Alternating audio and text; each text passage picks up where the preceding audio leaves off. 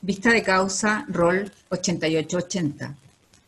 Requerimiento de inaplicabilidad por inconstitucionalidad respecto al artículo 177 del Código Tributario, en aquella parte que dispone, comillas, solo será admisible cuando se funde en alguna de las siguientes excepciones, cierre de comillas. Tiene la palabra la relatora, doña Francisca Eresi.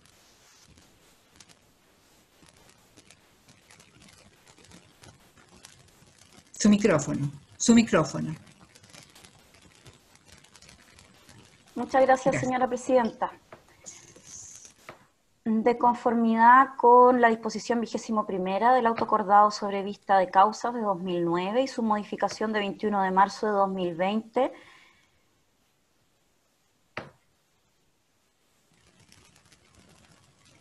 señora presidenta, no sé si el... Escuchamos perfectamente. ¿Sí? Perfecto, gracias. Certifico que la presente sesión de pleno está integrada por el Tribunal Constitucional en su integración titular, todos por vía remota. A Fojas 1, la requirente solicita la inaplicabilidad por inconstitucionalidad del precepto legal ya indicado en el marco de un recurso de casación en la forma con recurso de apelación conjunta que se tramitan ante la Corte de Apelaciones de Iquique. Como antecedentes de hecho, refiere que es una sociedad anónima cuyo objeto es la administración de establecimientos educacionales de preescolar, básica, media y técnica profesional, y que hasta el año 2018 era sostenedora de un colegio en la ciudad de Iquique. Indica que desde agosto del año 2005 recibía una bonificación a la contratación de mano de obra en zonas extremas establecida en la ley número 19.853, siendo beneficiada por el Estado en forma continua y regular por más de 12 años.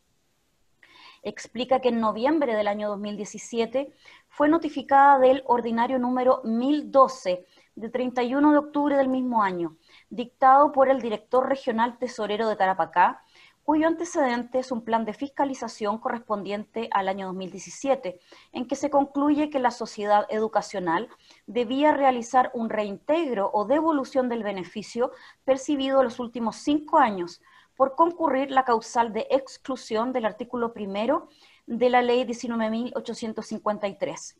Dicha norma exceptúa del beneficio señalado a aquellas empresas en que el Estado o sus empresas tengan un aporte o representación superior al 30%.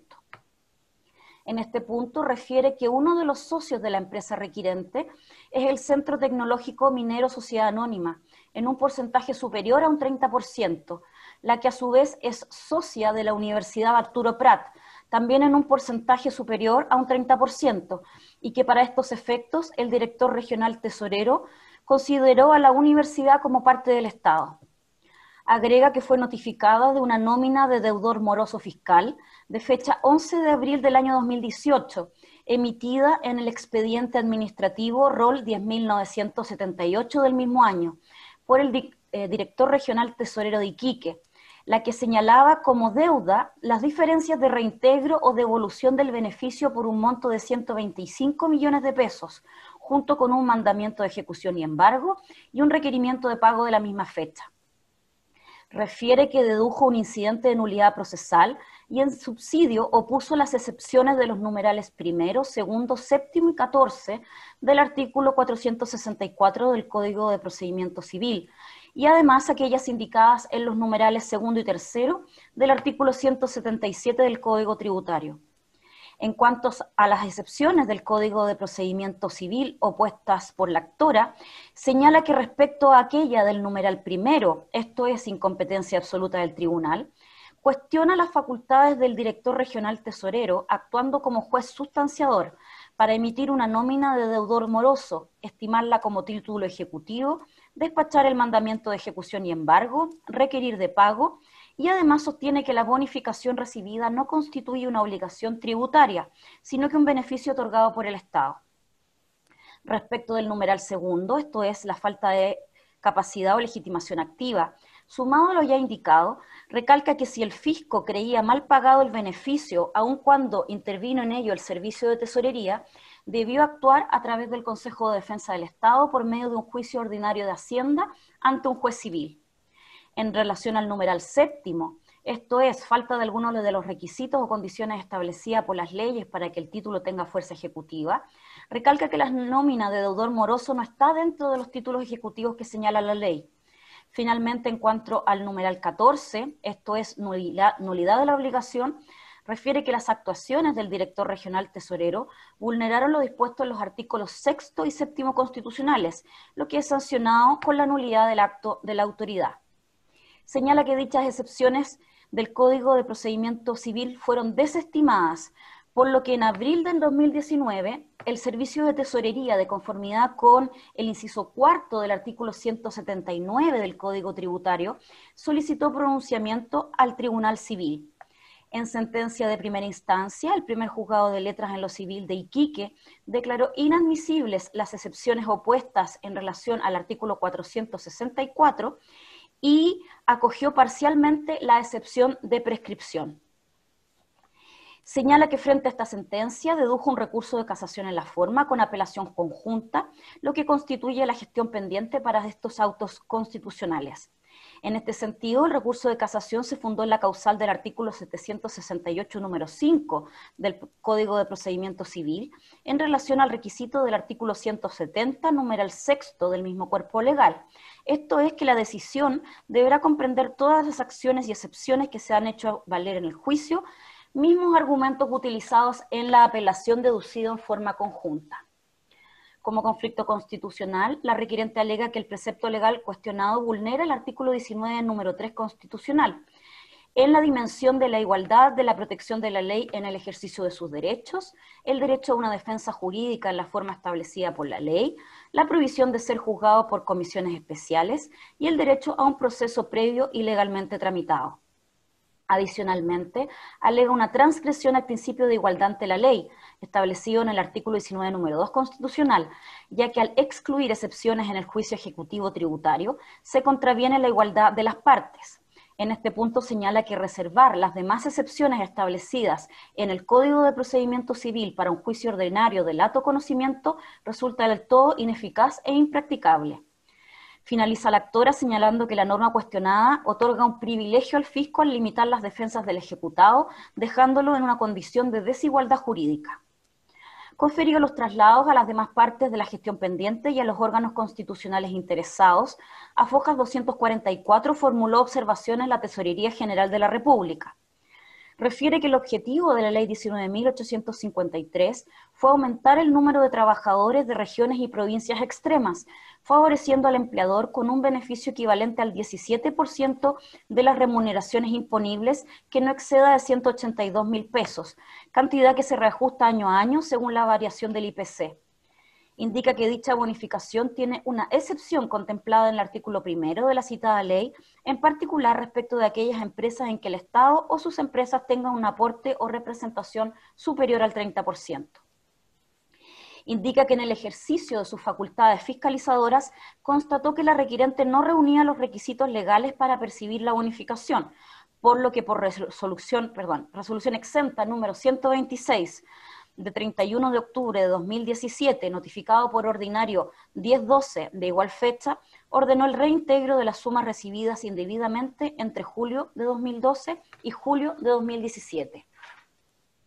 Indica que la actora intentó 2 recursos de protección en contra del director regional tesorero y de la referida resolución exenta y el ordinario 1012, siendo ambas acciones cautelares rechazadas por la Corte de Apelaciones de Iquique. Acto seguido, analiza el procedimiento ejecutivo en sede tributaria para luego hacerse cargo de los cuestionamientos de constitucionalidad del precepto cuestionado. Respecto a las eventuales infracciones al debido proceso, la requerida señala que nuestro ordenamiento jurídico contempla diversos procedimientos ejecutivos en los cuales el legislador ha determinado la cantidad y tipo de excepciones que se pueden oponer de acuerdo a las particularidades de cada procedimiento. Agrega que en este caso, la norma impugnada no ha restringido o perturbado el derecho a un proceso racional y justo y el derecho a defensa jurídica, pues el requirente ha ejercido todas las acciones que la ley le confiere para oponerse al cobro de la deuda.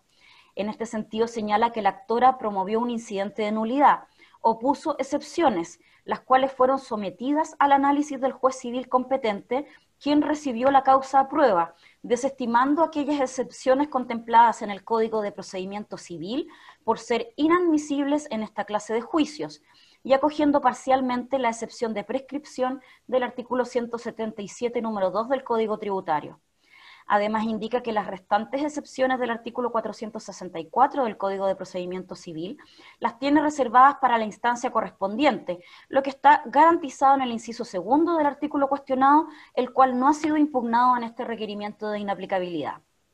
En relación con una supuesta vulneración al principio de igualdad, de la misma manera señala que ello no ocurre, pues es la ley la que realiza distinciones y diferencias atendidas las características de cada procedimiento, y que en este caso las excepciones generales del Código de Procedimiento Civil subsisten para la actora.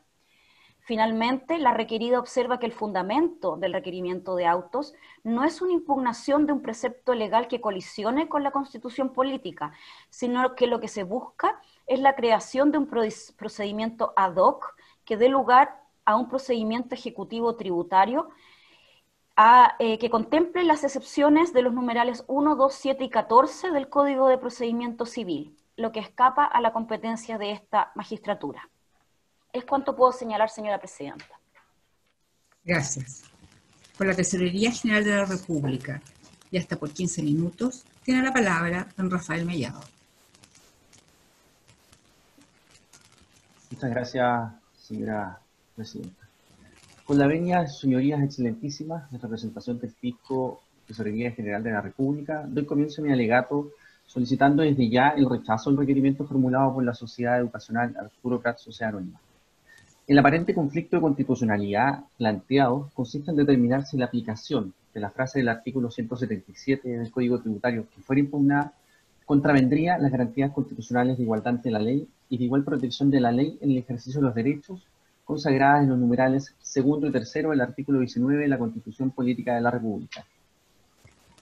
Señoría excelentísima, como cuestión previa y antes de entrar al fondo del asunto debatido, resulta necesario contextualizar sucintamente la gestión en la cual se da la presente acción de inaplicabilidad. Al Servicio de Tesorería le corresponde el pago y fiscalización de la bonificación a la mano de obra contemplada en la Ley 19.853, beneficio contemplado para los empleadores de las regiones que se indican, equivalente a un porcentaje que se aplica sobre una parte de las remuneraciones que dichos empleadores pagan a sus trabajadores con domicilio y trabajo permanente en las regiones que señala la normativa. De acuerdo a la historia de la Ley 19.853, el fundamento de su creación fue la particular situación geográfica de nuestro país, que se ve agregada por las grandes distancias que existen entre determinadas ciudades, las regiones beneficiadas, con los polos de mayor desarrollo económico del país, que se encuentran en el centro del territorio. Por ello se adoptaron distintas medidas tendientes a impulsar el desarrollo de estas zonas que se han visto afectadas por esta lejanía con el centro del país. Una de dichas ayudas en beneficio de estas ciudades corresponde precisamente al pago de la bonificación como la que está establecida en la Ley 19.853, la que tiene por objetivo aumentar y mejorar los incentivos para la contratación de los habitantes de estas zonas beneficiadas y se encuentra dirigido a empresas con propietarios privados, incluyendo por ello a empresas en que el Estado o sus empresas tengan una participación superior al 30%. Atendida la modalidad en que las empresas acceden al pago de esta bonificación a la mano de obra, el cual corresponde a un procedimiento masivo, que se basa en las declaraciones que realiza el propio solicitante a través de los medios que dispone el Servicio de Tesorería, el artículo segundo de la anunciada ley habilitó al Servicio de Tesorería para requerir a los empleadores la entrega de los antecedentes que estime pertinentes para acreditar el cumplimiento de cada uno de los requisitos que establece la normativa para acceder al beneficio. Norma que a su vez se ve complementada con lo dispuesto en el artículo 13 de la Ley 19.041, que otorga también facultades para requerir información a los beneficiarios con egresos no tributarios, como es la presente bonificación que establece la Ley 19.853.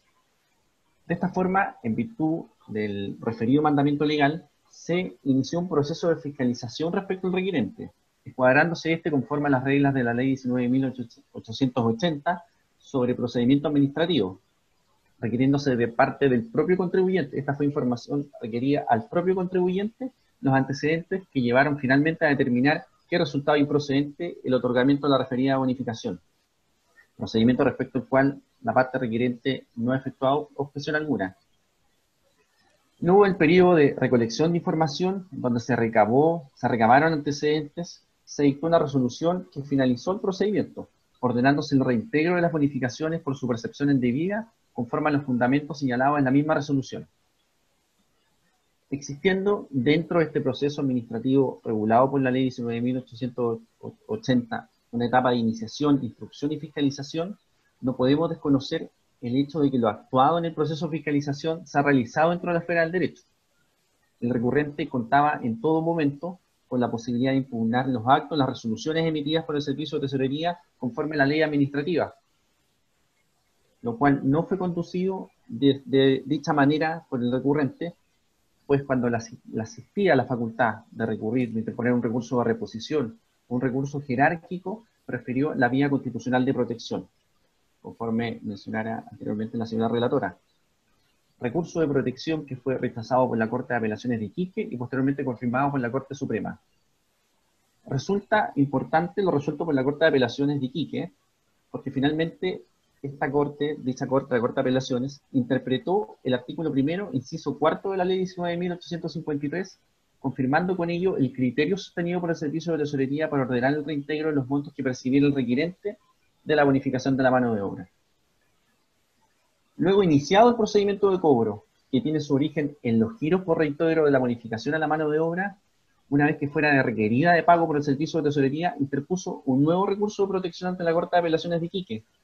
recurso que se basa en argumentos similares a los contenidos en las excepciones que posteriormente fueran rechazadas por el Tribunal de Primera Instancia. Objetó la competencia del juez sustanciador, realizó objeciones respecto a la generación del título ejecutivo, al procedimiento utilizado para el reintegro. Dicha acción igualmente fue rechazada por la Corte de Apelaciones de Iquique y confirmada por la Corte Suprema. Luego, en el expediente administrativo, promueve un incidente de nulidad de todo logrado, con argumentos similares a los contenidos en el último recurso de protección interpuesto el año 2018, y en subsidio opone las excepciones de los numerandos primero, segundo, séptimo y 14 del artículo 464 del Código de Procedimiento Civil, y las excepciones número 2 y 3 del artículo 177 del Código Tributario. Por ello, de acuerdo a lo dispuesto en el artículo 179 del Código Tributario, dicho fallo fue sometido a un pronunciamiento del juez civil competente, quien en noviembre de 2019 desestima las excepciones de los números 1, 2, 7 y 14 del artículo 464 del Código de Procedimiento Civil por ser inadmisibles en este tipo de juicios y acoge parcialmente la excepción de prescripción. Posteriormente, el Servicio de Tesorería interpone un recurso de apelación respecto a dicho fallo y la recurrente apelación en conjunto con un recurso de casación en la forma, encontrándose actualmente pendiente de fallo dicho recurso. Ahora bien, en cuanto a la norma que se impugna, esta tiene su aplicación en el marco del procedimiento de cobro ejecutivo contemplado en el título 5 del libro 3 del Código Tributario, y que de conformidad con lo señalado tanto por la jurisprudencia así como por la doctrina, corresponde a un procedimiento contencioso de carácter especial. Como se ha indicado, el requerente solicita a vuestras señorías excelentísimas la declaración de inaplicabilidad por inconstitucionalidad del artículo 177 del Código Tributario, respecto a la frase, solo será admisible cuando se funde en alguna de las siguientes excepciones, que la oposición del ejecutado solo será admisible cuando se funde en alguna de las siguientes excepciones, de que su entender vulneraría las garantías que mencionamos anteriormente. El artículo 19, número 3, prescribe que para garantizar a todas las personas la igual protección en el ejercicio de sus derechos, las sentencias deben fundarse en un proceso previo legalmente tramitado,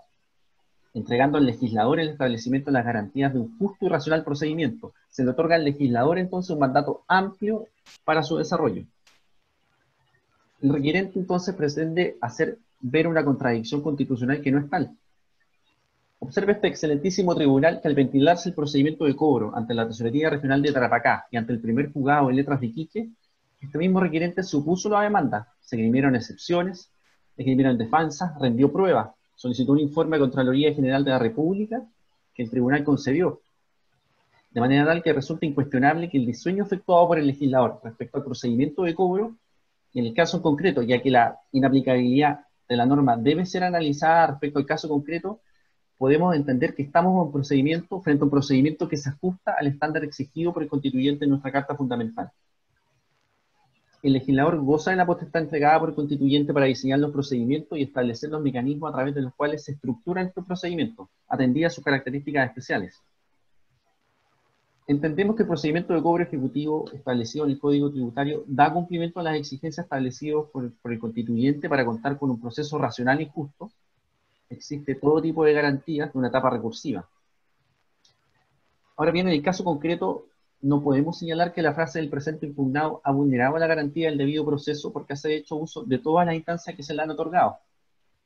Es más, en la gestión pendiente, el recurrente aún conserva la posibilidad de oponer las excepciones que fueran rechazadas por el primer juzgado de letra civil de Iquique,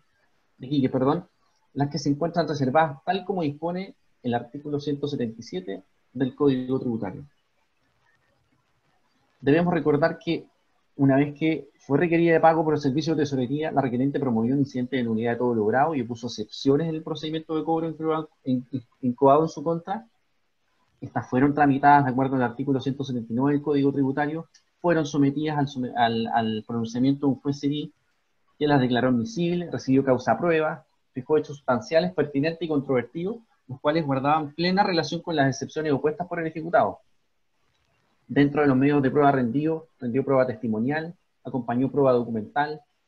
solicitó oficial, como dijimos anteriormente, a la Contraloría Regional de Tarapacá, a fin de que emitiera un pronunciamiento respecto a la información que el requerente consideraba indispensable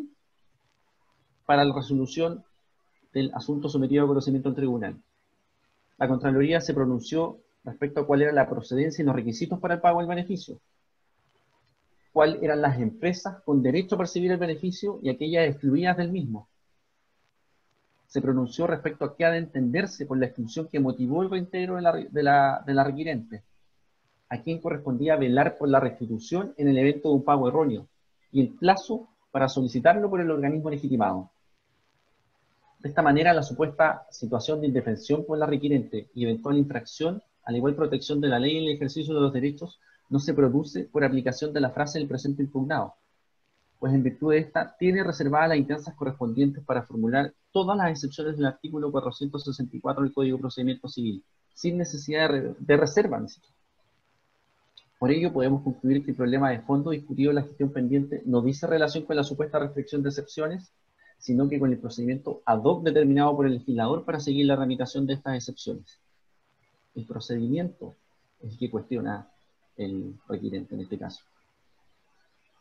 Debemos recordar que esta no se trata de una garantía que asegure a todas las personas ejercer acciones sin ningún tipo de obstáculos, ni les garantiza conducir su defensa a su entender, a su antojo, sino sería imposible establecer cualquier regla procedimental. Del tenor de la misma norma objetada y los argumentos vertidos por el requerente en su presentación, queda de manifiesto que el procedimiento ejecutivo de cobro de obligaciones tributarias no impide ni inhibe el ejercicio pleno del derecho de defensa al ejecutado,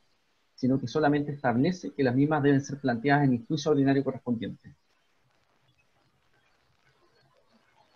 Por ello, las garantías constitucionales supuestamente conculcadas, analizadas en el caso concreto de la gestión pendiente, no han sido vulneradas,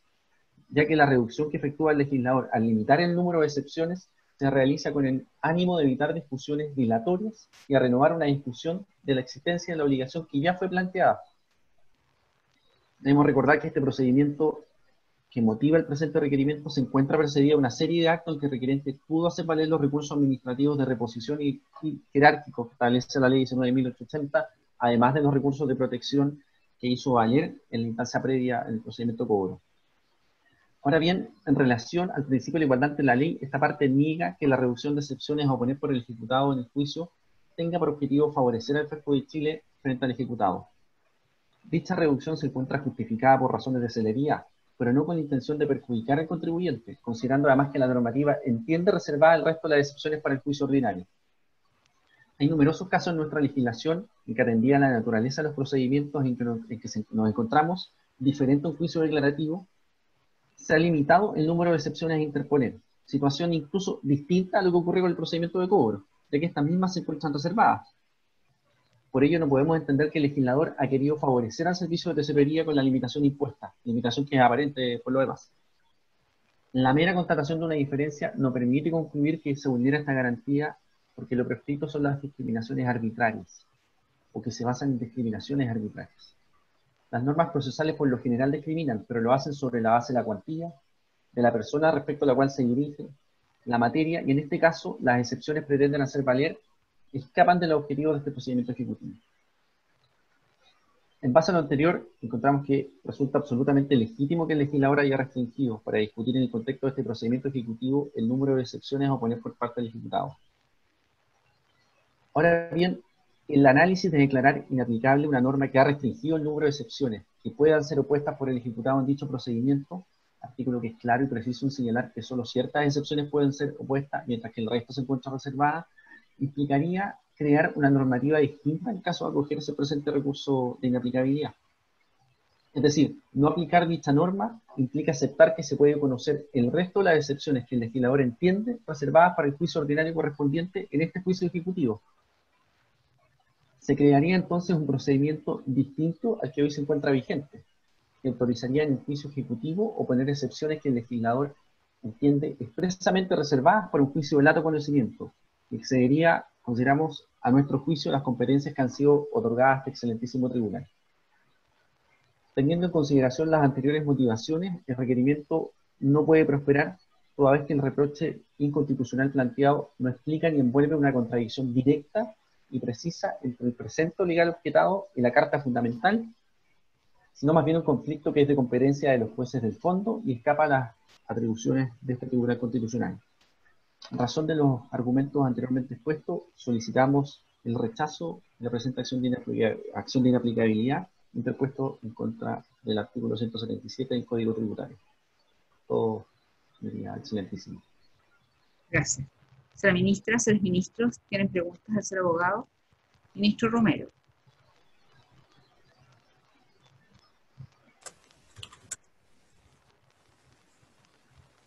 No lo escuchamos, ministro.